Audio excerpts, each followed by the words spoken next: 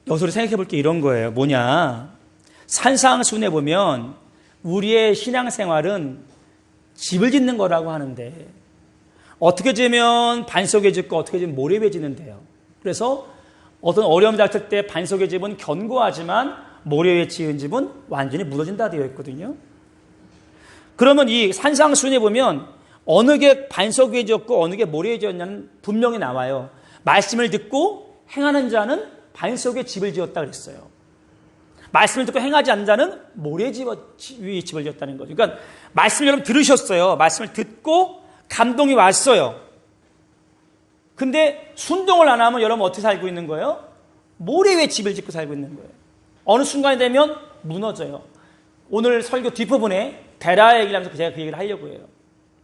근데 말씀을 듣고 순종하면 여러분의 집이 반석 위에 지어지게 돼요. 그것이 아브라함의 삶으로 연결되어지게 되어 있어요.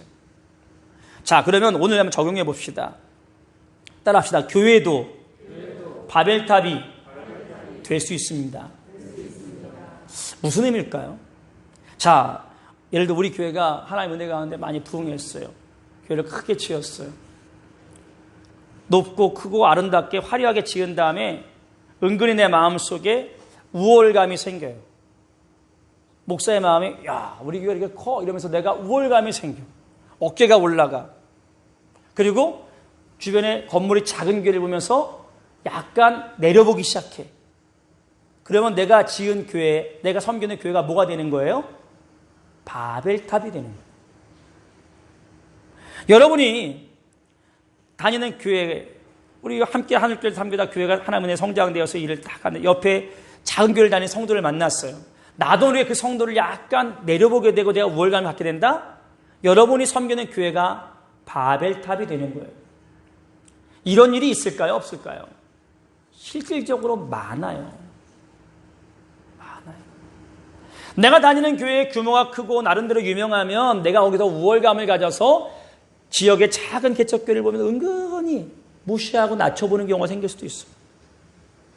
예전에 제가 부교육자를 할 때 저희 이제 순복음교회니까 지역에 이제 교회를 봉사하고 사역하고 있었는데 저희 교단의 가장 큰 교단에 교회에 다니는 어느 집사님이 찾아와 딱 교회를 오더니만 담임 목사님 계시냐고. 목사님 바쁘신데요. 내가 어느 교회에서 왔는데 목사님 뵙고 싶다고. 지금 목사님 스케줄 있어 다른 신방 중에 있습니다. 빨리 연락 좀 해보라고. 이 사람과 얘기하다 보니까 뭔 생각하냐면 난 제일 큰 교회에서 왔다. 작은 교회는 지부같이 느껴갖고 담임 목사님 함부로 불러갖고 대화하고 싶다. 이거 아니거든요. 근데 이런 일들이 목회하면 굉장히 많이 느껴요. 목사들 세계에도 그런 것들이 있고요. 이런 것들이 참 안타까운 일이에요. 여러분, 교회만이 아니에요. 내가 살아가면서 내가 돈을 더 많이 벌었어요. 내가 지위가 더 높아졌어요. 학벌이 많아졌어요. 직장에서 내가 더 높은 위치에 있어요. 이거는 기능적인 부분이에요. 내가 많이 배웠으니까 못 배운 사람을 은근히 무시하고 우월감을 가진다면 내가 한 공부가 바벨탑이 되는 거죠. 내가 갖고 있는 재산이 바벨탑이 되는 거죠. 내가 갖고 있는 사회적인 명예와 지위가 바벨탑이 되는 거예요. 하나님이 절대 기뻐하지 않는 거죠. 회사에서 직원이 있을 수 있고 사장이 있을 수 있어요. 그건 일 따라 다른 거죠. 내가 사장이니까 그 사람의 인격을 무시하고 막대한다면 그것이 나의 바벨탑일 수 있어요. 하나님이 절대 기뻐하지 않는 거예요. 내가 어느 자리에 세워져 있다면 그것은 사명을 위한 거예요. 하나님의 일을 감당하기 위해 세운 거지 그걸 갖고 내가 뭘 했다, 내 이름을 내자, 내가 하니까 높아지겠다 이러면 절대 하나님 기뻐하지 않는 게 되는 겁니다. 여러분, 살다 보면 그런 마음 들지 않습니까? 나보다 못난 사람 보면 은근히 내가 더 우월한 느낌, 나보다 조금 돈이 없는 사람 보면은 안타까움, 약간 무시한 느낌. 직장에서도 이렇게 능력이 좀 떨어지고 일 잘 못하면 은근히 좀 무시하는 마음들. 하나님이 다 아세요. 뭐라 그랬어요? 그것을 보려고 내려오신다는 거예요. 이것은 바벨탑만 본다는 게 아니에요. 우리의 모든 삶을 하나님이 다 지켜보시는 거예요. 이 의식을 갖고 살아갈 때 성도의 삶이 되는 거예요. 내가 회장이 되어서, 대교 회장이 되어서 밑에 직원들을 정말 하나님의 사람으로 섬겨나간다면 이게 하나님의 영광을 드러내는 거죠. 내가 회장이야, 내 말 들어, 거만하게 어깨 힘주고, 하나님 절대 기뻐하지 않는 겁니다. 여러분, 마음을 다스렸으면 좋겠어요. 나라도 그렇습니다. 여와 야가 항상 생겨나게 됩니다. 여당이든 야당이든 서로가 의견을 낼 때 옳은 것, 바른 것은 지지해 줘야 돼. 아, 정말 좋은 생각이다. 함께 일하자.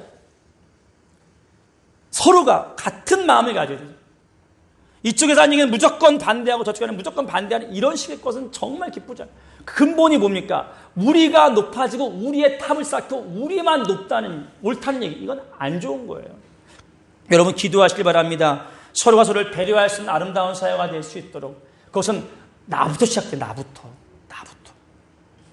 그러니까 하나님 이걸 보시고 어떻게 하시는 거예요? 내려와 보신 다음에 흩어버렸어요. 자, 그럼 여기서 우리 말씀이 뭐냐면요, 흩을 때 언어가 혼잡하게 됐죠. 언어가 안 들리게 되었단 말이에요. 여러분, 우리 살다 보면 오해가 쌓일 때가 있잖아요. 나는 정말 좋은 의도로 얘기했는데 상대편은 정말 다르게 이해해. 그래서 오해가 쌓여서 원치 않는 불화가 일어날 때가 있어요. 불통이 일어날 때가 있어요. 가정에서도 그렇고요, 교회에서도 그렇고요, 사회에서도 그래요. 여러분, 우리가 교회 다니는 목적이 뭐예요? 하나님 잘 예배하고 같이 봉사하고 섬기고 사랑하고 나가서 또 영혼 구원하고 사회에 아름다운 영향 끼치고 이러려고 다 교회 나온단 말이에요. 근데 원치 않은 일들이 벌어지게 돼요. 불통이 일어나게, 소통이 아니라. 왜 그럴까요? 서로 간의 마음이 나도 모르게 높아지기 때문에 그래요. 주님 말씀했어요. 나는 섬김받으러 오지 않았다. 섬기려 하고 대속물로 내 목숨을 주려고 왔다. 제들의 발을 닦으셨단 말이죠. 가정에서 부부도 마찬가지거든요. 누가 한 사람이 내 말 들어, 내가 남편이잖아, 아니면 내 말 들어, 내가 하는 말이 옳아, 막 이걸 너무 강조하면 거기서 불통이 일어나게 되는 거예요. 내가 종이 되려고 하고 예수처럼 섬기려고 하면 소통이 될 수밖에 없어요. 우리 알잖아요. 영어로 이해한단 말이 understand인데 이게 뭡니까? 아래에서 보는 거 아닙니까? 종의 모습 보니까 다 이해되는 거거든요. 그럼 여러분, 성경적으로 보면 어떻게 될까요? 창세기 1장 2절에 보면 땅이 혼돈하고 공허하며 흑암이 깊음에 있었다. 그렇죠? 그때 이 혼돈, 공허, 흑암이 가득한 세상 가운데 하나님 질서를 잡아가시죠. 첫 단계가 뭔지 아세요? 하나님의 영이 수면 위에 운행하시니라. 하나님의 영이 임하시면서 빛이 있으라 하면서 세상이 질서를 잡아가는 거예요. 혼돈, 공허, 흑암이 비로소 아름다운 세상으로 바뀌어지게 되는 거거든요. 출발이 뭐예요? 하나님의 영이 임하시는 거예요. 자, 사도행전 1장에 보면 예수님이 하늘로 오르시게 되죠. 제자들이 예수의 부활, 십자가 다 보고 복음을 전하려고 준비되어 있어요. 주님 뭐라고 말씀하시죠? 빨리 가서 전도해라, 이렇게 안 하십니다. 약속한 성령을 받기까지 예루살렘에 머물러라 그럽니다. 전도, 봉사, 사역보다 중요한 게 뭐예요? 성령 받으라. 그래서 그들이 성령 받기에 기도하잖아요. 그리고 나서 성령이 사도행전 2장에 임하시죠. 그때 보면 그들이 방언을 했다고 하는데, 이 방언하면서 나타나는 현상이 뭐냐면, 그 6월절에 사람들이 예루살렘에 왔는데 13개국의 사람들이 왔어요. 교포들 뭐 다 6월절 지키려고 다 온 거예요. 근데 13개국의 사람들이 이렇게 말합니다. 우리가 살고 있는 지역의 언어로 들리네. 러시아에 온 사람이, 분명히 이 사람들은 그냥 러시아를 가본 적도 없고 언어 배워보지도 않았는데 그 말이 들리는 거예요. 13개 국가의 언어들이 그냥 알아듣게 들리는 거죠. 불통이 소통이 되는 거예요. 이게 성령의 역사예요. 그러니까 방언이 어떠고 저쩌고의 문제가 아니라, 방언을 통해 성령이 임하시면서 뭐가 일어나냐면 하나님과 소통이 일어나게 되고 사람과의 소통이 이루어지는 계기가 되는 거예요. 하나님의 성령의 역사를 얻게 되는 거죠. 여러분, 깨어졌던 언어가 하나 되는데 필요한 건 뭐냐? 하나님의 영이 임하시는 거예요. 가정이 불화할 때 하나님의 영이 임하고 성령 받은 사람이 내가 변화되어지면 가정이 화목하게 되어 있어요. 교회 안에 성령이 임하시면 화목하게 하는 일을 감당할 수 있고요. 이 사회에 성령이 임할 때 하나님의 은혜 가운데 화목할 수 있게 되는 거예요. 자, 보세요. 예수님이 제자들을 가르쳤어요. 저 같은 목사가 아니라 예수님이 제자들을 가르쳤어요. 학교 왔다가 집에 가는 게 아니라 합숙하면서 같이 3년 6개월을 함께 있었어요. 그러면 최고의 스승이고 최고의 교육 환경이에요. 그리고 그들은 실습도 했어요. 예수 이름 가서 전하니까 복음 받고 변화받기도 하고 귀신이 떠나가기도 병이 고침 경험 다 했잖아요. 그죠? 예수님 하시는 것도 봤고 죽은 자를 살리는 것도 봤고 바다가 풍랑치듯 잠자는 것 별거 다 봤어요. 그런데 이들이 예수님 마지막에 유언같이 말씀합니다. 내가 이제 예루살렘에 들어가면 잡혀서 십자가에 죽을 거야. 근데 3일 만에 다시 부활할 거다 이러잖아요. 그때 이들이 이 말을 전혀 이해를 못해요. 불통해요. 심지어 뭐라고 합니까? 예수님, 주님의 나라에 임할 때 저를 오른쪽에 앉게 해주세요. 예수님이 십자가의 죽음을 말씀하실 때 나 오른편에 앉게 해주세요. 왼편에 앉게 해주세요. 서로 싸워 쟤들끼리. 이들의 머릿속에 뭘까요? 예수를 따라하는 목적이 뭐죠? 바벨탑을 쌓기 원하는 거예요. 예수를 따라다니지만 예수님을 통해서 교육받았지만 머릿속에 내가 바벨탑을 쌓아서 내가 우의정돼야 돼. 좌의정돼야 돼. 내가 높은 장관을 차지해야 돼. 불통이라는 거예요. 예수 십자가 자리에 동참을 못하잖아요. 떠나게 되는 거예요. 여러분 목사도 마찬가지고요. 우리 모든 중직들 재직들 다 마찬가지예요. 교회를 다닌 시간들 다 의미 없어요. 이 의미 없단 말을 여러분 그냥 오해하지 마세요. 중요한 거지만 내가 하나님의 영으로 채워지지 않는다면 하나님의 영광을 드러낼 수 없다는 얘기예요. 주님께 기도합니다. 기도하는 목적이 성령이 끌려 하나님의 영광을 위해서 한 것이 아니라 그냥 나의 만족을 위해서 한다면 그것은 하나님이 기뻐하는 일이 아닌 겁니다. 부탁드립니다. 여러분 하나님의 영으로 일통되어져야 됩니다. 하나님의 영으로 이끌려서 여러분들이 하나님과 교통될 때 믿음 생활이 그때 바르게 되는 거예요. 그들이 비로소 하나님의 영광을 위해 일하게 되고 그 다음에는 십자가도 감당하고 감옥도 감당하고 능력받음을 기뻐했다 성경에 기록되어 있는 거죠. 다 복음을 전하는 사람이 되는 거예요. 이 말씀 마음에 새겼으면 좋겠어요. 여러분의 인생이 바벨탑을 쌓는 사람이 아니라 하나님의 영으로 이끌려 소통하고 하나님과 화목하고 하나님의 영광을 위해서 일하는 인생 되기를 주 이름으로 축원드립니다. 한 가지만 더 살펴볼게요. 31절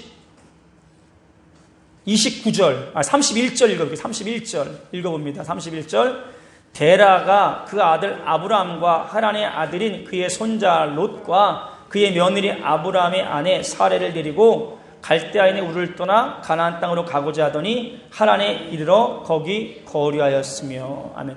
데라는 아브라함의 아버지예요. 26절에 보니까 데라가 70세에 아브라함을 낳았어요. 기억하세요? 데라가 몇 살에 낳았다고요? 70에 아브라함을 낳았어요. 근데 여기 31절에 보니까 뭐라고 해요? 데라가 가족들을 다 데리고 어디로 가려고 했대요? 갈대아 우를 떠나 어느 땅으로 가려고 했어요? 가나안 땅으로 가고자 했어요. 그러니까 여러분 아브라함이 가나안 땅으로 갔잖아요. 하나님의 인도를 통해서. 근데 먼저 누가 가려고 한 거예요? 아버지 데라가 먼저 가려고 했다는 거예요. 근데 가다가 어떻게 했어요? 하란에 머물었어요. 데라는. 그리고 32절 읽어보세요. 32절 데라는 나이가 205세가 되어 하란에서 죽었더라. 자 보세요. 하란에 있던 아브라함이 가나안 땅으로 가던 나이가 몇 살인 줄 아세요? 12장 4절에 보면 75세예요. 75세에 아브라함이 가나안 땅으로 가요. 하나님 말씀 듣고. 데라가 몇 살에 나왔다고요? 70에 나왔어요. 그러면 아브라함이 가나안 땅으로 갈 때 아버지의 나이가 몇 살인지 알 수 있죠. 70 더하기 75, 145세. 아버지 나이가 데라가 145세 때 아브라함은 아버지 저 가나안 땅으로 갈게요. 하나님이 그로 가기로 명하셨어요. 가는 거예요. 근데 데라는 205세에 죽었어요. 그리고 60년 더 살다가 죽은 거예요. 어디서? 하란에서 죽었어요. 근데 성경 이렇게 말하죠.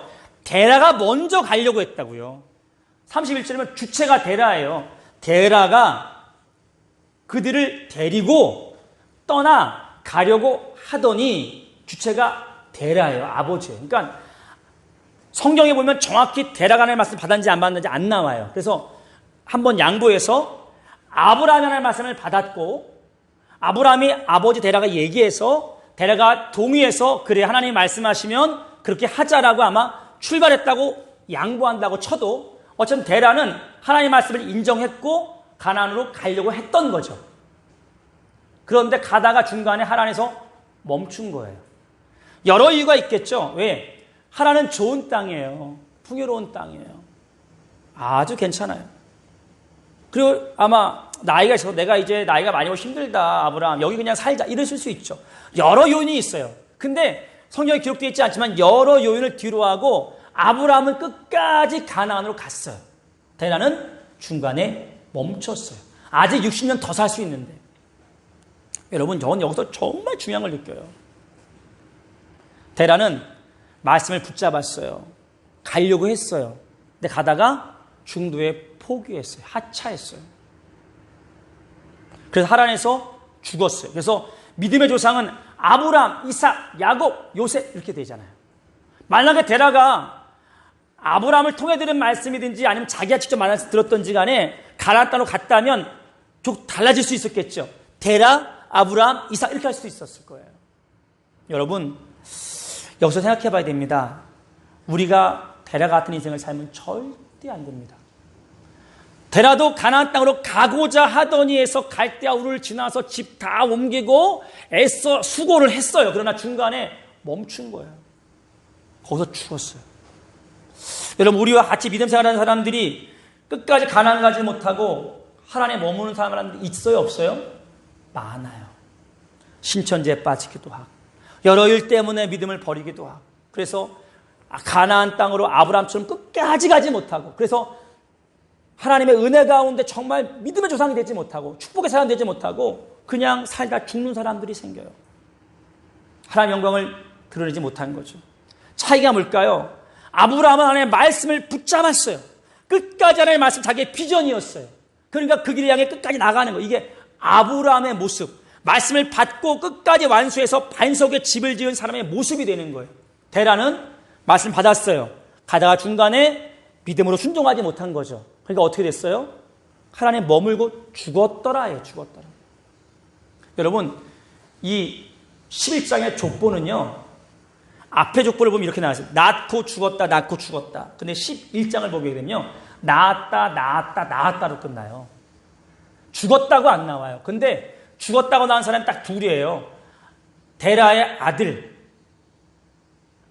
그 아들이 먼저 죽었고 그 다음 데라가 죽었다. 이렇게 나와요. 그러니까 데라의 집에 와서만 죽었다. 하나님의 안타까움이에요. 안타까움. 여러분, 우리가 예수 믿고 구원받아 하나님의 일을 감당하고 있는데 끝까지 믿음을 완주하길 바랍니다. 바울처럼 내가 이제 믿음을 지켜서 사명을 다 감당했으니 이제는 내게 멸관이 예비되었을 거야. 이런 고백을 할 수 있어야 되는 거지. 우리의 믿음 생활은요. 내가 만 일을 살아도 10만 일을 살아도 마지막 전날에 예수를 부인하면 끝나는 거예요. 안타까운 거예요. 부탁드립니다. 마지막까지 믿음을 지킬 수 있길 바랍니다.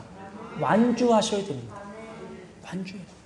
이런저런 있어도 끝까지 가나안까지 가야 하나님의 영광을 드러낼 수 있어요. 한 가지 여러분 하나님이 주신 은혜가 여기 나와요. 아브라함이 주신 하나님의 은혜 30절이에요. 마무리합시다. 30절. 사라는 임신하지 못함으로 자식이 없었더라. 여러분, 누가 누굴 낳았다 막 족보를 쭉 얘기하다가 왜 갑자기 한 여인의 이름이 나와요? 아브라함의 아내 얘기가 나와요. 이건 생뚱맞은 얘기예요. 사라는 뭐가 없대요? 자식이 없었다. 왜요? 임신을 못했어요. 불임녀예요. 근데 이게요, 은혜라는 거예요. 왜 그런지 아세요? 하나님이 아브라함을 부를 때 뭐라고 하십니까? 너 본토 친척 아버지 집을 떠나 내가 시작 땅으로 가. 그리하면 하나님 뭐 하신대요? 내가 너의 자손을 민족을 이루게 해줄게. 하늘의 별처럼 저 바다의 모래처럼 많게 민족을 이루게 해줄게. 지금 뭐가 없는데? 자식이 하나도 없어요. 만약에 이때 사례가 아이를 좀 낳고 했다면 아브라함은 그게 큰 매력이 안 될 수 있어요. 하나님, 저 이미 자식이 많이 있는데요? 그렇죠? 사라의 불임과 불임 속에 겪었던 그 사라의 아픔, 이 당시에 아이를 못 낳는 건 굉장한 고통이었거든요. 고통과 한 아픔, 눈물, 이 모든 것들이 성경 말처럼 고난이 유익이라. 고난 중에 주의 윤례를 배웠다. 이런 은혜가 되는 거예요. 그래서 하나님께서 약속 주실 때 아들 줄게 하는 게 아브라함에게는 할렐루야가 되는 거죠. 축복이 되는 거예요. 이미 아브라함이 자식이 10명 있다면 그 뭔 의미가 있겠어요? 여러분, 이 얘기가 뭔지 아십니까? 내 인생의 고난과 아픔이 하나님이 사용하심에 따라서 얼마든지 유익될 수 있다는 거예요. 끝까지 완주하시고 고난을 부여잡고 가세요. 여러분, 코로나19 두렵습니다. 저도 두렵습니다. 내가 걸려서 치료받고 이런 문제가 아니라 나를 통해서 혹여나 내가 걸리면 다른 사람에게 피해를 끼치고 교회가 지역사회 이 나라에 조롱받을까 봐 두렵습니다. 근데 여러분, 이런 마음을 가져봅니다. 코로나는 하나님께서 한국교회를 깨우기 위한 축복일 수 있다. 코로나는 이 나라 신앙인들을 깨우기 위한 축복일 수 있다. 그동안 바벨탑을 쌓고 내 인생에 바벨탑을 쌓는데 전념하면서 이것이 믿음 생활인 줄 알고 살았던 잘못된 착각 가진 사람들에게 야, 그거 아니야. 인생을 다시 한번 바라봐. 네 힘으로 할 수 있는 것이 없어. 나를 의지해야 되지 않겠냐? 이런 하나님의 메시지일 수 있거든요. 근데 안타까운 건 아직 우리 신앙들이 그렇게 깨어나고 있지 않다는 거예요. 하나님 앞에 겸손히 주를 찾고 바라보지 않는 게 안타까운 거예요. 여러분, 부탁드립니다. 코로나19를 통해서 힘들지만 영성을 잘 한번 여러분 신앙을 점검해 보세요. 내가 믿음 생활 잘하고 있나? 혹시 내가 바벨탑 쌓고 있는 거 아니야? 하나님의 주신 은혜를 갖고 바른 목적을 통해 쓰고 있지 않고 나의 만족을 위해 살고 있지 않아? 직장을 통해 가정을 통해서 돈 벌어서 내가 내 만족을 위해 나만의 바벨탑을 쌓는 건 아닌가? 여기에 사명이 있는가? 내 인생에 하나님의 영광이 있는가? 내 이름만 높이는 것이 되지 않는가? 점검해 봐야 돼요. 두 번째 뭡니까? 믿음의 여정을 끝까지 말씀을 붙잡고 순종하며 아브라함의 삶을 살아가서 축복의 땅 가나안에 쓰셔야 됩니다. 이런저런 어려움이 있어도 대라는 알지요. 가지 않고 머물러서 끝나버렸지만 우리는 끝까지 말씀 붙잡고 주님 나라 가는까지 완주해야 되고, 그럴 때 여러분 고난이 유익되어서 하나님의 영광을 드러내는 데 쓰임받기를 부탁드립니다. 기도하겠습니다. 이 시간 기도할 때 하나님, 이 나라 모든 교회들, 규모가 크든 작든, 그리고 모든 목사와 우리 중직들과 성도들이 바벨탑을 쌓지 않게 그들의 가진 것으로, 그들의 재능으로, 은사로, 재물로, 시간으로, 그들의 지위로 자기들의 바벨탑을 쌓아서 내가 높다 우월감을 갖지 않는 겸손한 마음을 갖도록, 그래서 내게 주신 모든 것이 있다면 그것은 사명이구나, 섬기는 도구가 될 수 있도록, 그런 이 나라 사회구조가 될 수 있도록 같이 기도했으면 좋겠습니다.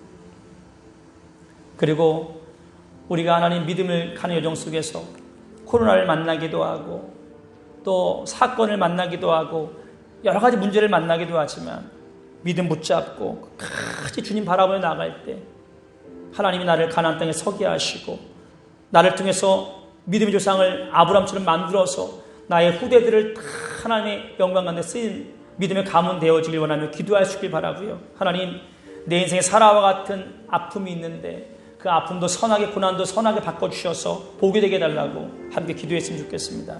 말씀을 기억하며 우리 함께 기도하겠습니다. 살아계신 아버지 하나님 감사합니다. 오늘 말씀을 기억하며 기도합니다. 은혜를 더해 주시옵소서. 하나님, 예수를 믿는 자들은 삶의 방향성이 달라야 합니다. 돈을 버는 이유와 내가 공부하는 이유와 직장생활을 하면서 내 모든 재능을 쓰는 이유들 달라야 합니다. 이 모든 것 가운데 하나님의 사명이 있어야 합니다. 이것이 사명이 될 때 주신 것들이 빛을 발할 수 있고 주의 영광을 드러낼 수 있습니다. 내가 나만의 탑을 쌓아서 하늘까지 닿으려고 하고 내 이름을 내려고 하고 하나님의 말씀을 거역하려고 한다면 이것은 절대 주의 영광을 드러낼 수 없습니다. 불통이 되어집니다. 어느 순간 하나님과 불통되어지고 심령이 메마르고 사랑과의 갈등의 시발점이 되기를 합니다. 하나님, 은혜를 더해 주셔서 정찰이게 하시고 우리가 화목제물 되게 하시고 내 가진 모든 것을 주를 위해 쓰임받게 하여 주시옵소서. 데나가 의지를 가지고 가나안 땅으로 가려고 했습니다. 그러나 어떤 사정인지 모르겠지만 하나님에 머물렀고 이 믿음의 여정은 아브라함이 대신 가게 되었습니다. 하나님, 말씀에 붙잡고 우리 끝까지 완주할 수 있게 도와주옵소서. 내 인생의 비전과 방향이 분명할 수 있게 도와주시고 내가 하나님 말씀을 주축으로 살아가는 인생이 되게 하여 주시옵소서. 하나님 사라의 불임이 오히려 된 축복이 되었습니다. 혹여나 내 인생의 아픔, 또 이 나라 코로나19 집중 호를 통한 이 나라의 재난이 복이 될 수 있게 도와주옵소서. 분명히 아픔이고 고통이지만 주님이 선하게 바꾸사 영광 드러낼 수 있게 도와주시고, 무엇보다 영이 살 수 있도록 도와주옵소서. 믿음이 회복될 수 있도록 은혜 더해 주시옵소서. 할렐루야. 감사합니다. 이 땅을 고쳐주시옵소서. 주께 맡기며 예수님 이름으로 기도합니다. 아멘.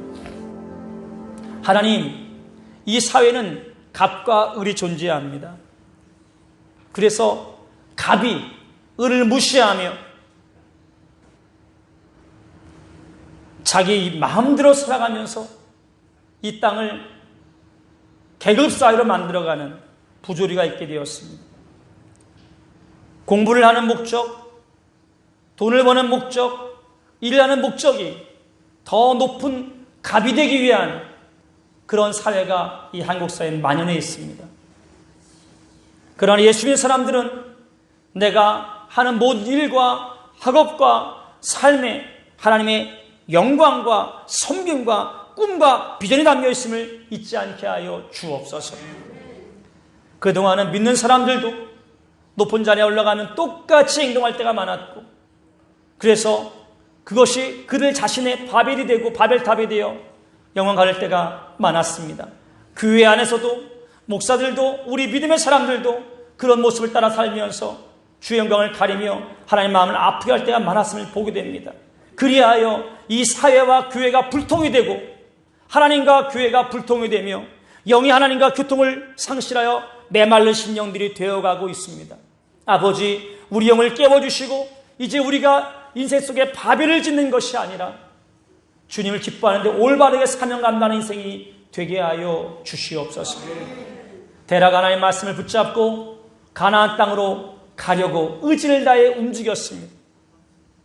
갈대우를 떠나 하란까지 왔지만 거기서 머물고 그는 죽었습니다. 그 뒤에 아브라함이 하나님의 말씀 붙잡고 다시 가나안 땅에 가서 믿음의 조상 아브라함으로 믿음의 가문을 세우는 위대한 인물이 되었습니다. 우리가 믿음 생활하면서 도중에 하차하거나 낙심하지 않게 하시고 주님 다시 바라보고 도전할 수 있는 믿음의 사람으로 설 수 있도록 역사해 주시옵소서. 말씀이 비전되게 하시고 말씀이 올바른 방향성이 되게 하사 인생을 바로 걸어갈 수 있도록 은혜 더해 주옵소서. 굳이 성경은 기록합니다. 사레가 아이를 갖지 못했고 그리하여 자식이 없다고 얘기합니다. 사라의 아픔, 그의 고통, 그의 눈물, 그의 한 맺힌 기도가 있었을 것인데 오히려 그것이 믿음으로 도약하는 계기가 되었습니다. 오늘 우리가 겪는 질병, 어떤 갈등, 가난함, 여러 가지 문제들이 하나님이 쓰는데 좋게 되는 믿음의 계기가 될 수 있게 도와주시고 유익될 수 있게 도와주시고 이걸 통해 하나님 더 깊이 알아가는 역사가 있게 하여 주옵소서. 우리 성도를 축복합니다. 이번 한 주간 주님 의지하고 담대히 살게 하시고 삶에 있는 문제를 넉넉히 이길 수 있는 힘을 갖게 하시며 인내하고 주님 바라볼 수 있도록 은혜 더해 주시옵소서. 이제는 우리 구주 예수 그리스도의 은혜와 아버지 하나님의 큰 사랑하심과 성령님의 교통 내주 동행하심이 오늘 말씀 붙잡은 성도를 머리 위에 가정과 모든 삶의 자리와 교회와 이 민족 가운데 영원토록 함께 있을지어다. 아멘.